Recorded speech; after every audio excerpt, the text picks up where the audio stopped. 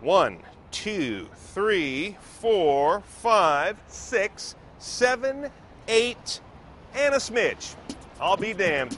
Under 9 feet long, and this car's coming to U.S. freeways. Let's go for a drive in the pending Smart ForTwo. Here's my first tech trick. Can I fit in this thing? Now, I'm nearly 6'3", folks, so this will put it to the test. Yeah, works. Headroom is good. It even has this sliding panel here, but with that closed, I still don't lose any meaningful headroom. Legroom is fine. I am all the way back, by the way. If you're beyond 6'3", you might feel tight in here. Oh, by the way, a quick note. In the interest of full disclosure, I do have a reservation on one of these to buy one when they first come out. I dig this car, but let me give you an objective view nonetheless. The head unit here we can't tell much about because this is a Euro spec car. We don't know what electronics they'll bring to the U.S., but just to give us a taste, this is a 6-disc in-dash changer. We have AM/FM, traffic alert. That's not a U.S. thing, really. Mute buttons, seek and search. You've got your usual balance, bass, and treble. It's pretty basic. We do have this source button right here, which takes us from radio to CD to aux jack. Now, the aux jack, by the way, is right over here on the side by this open bin. The U.S. car is going to have an actual glove box door here, but Smart tells me they were the first manufacturer to put an aux jack in a production car. So a nice little nugget there. Steering wheel has paddles on it. And as I understand it, the Smart ForTwo, when it comes to the U.S., will also offer paddle shifting. But paddle shifting of what? Of this, an interesting gearbox. 5-speed SMG that can operate in a manual mode. So it has its own internal clutch. It's not truly a slush box. That's good news. There's no clutch pedal, but technically it's a manual transmission. So as you shift up and down, it's operating its own clutch and changing gears.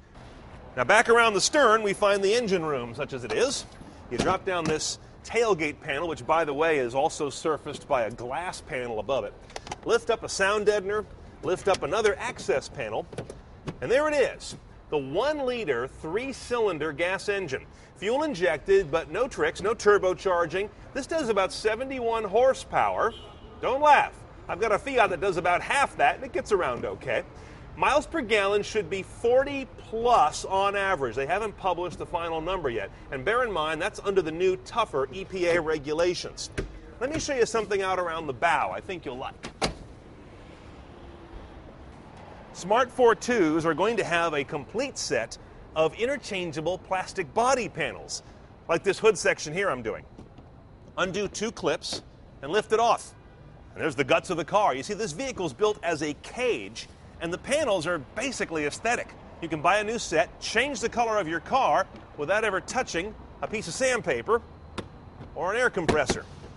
But the bottom line is, what's it like to drive this thing? Let's go.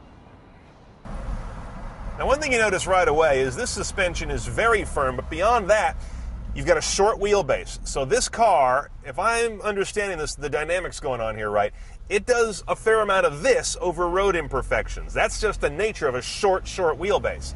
This is actually a fun car to dart around traffic in because it's so damn short, you barely worry about clipping anybody because there's nothing out back to clip them with.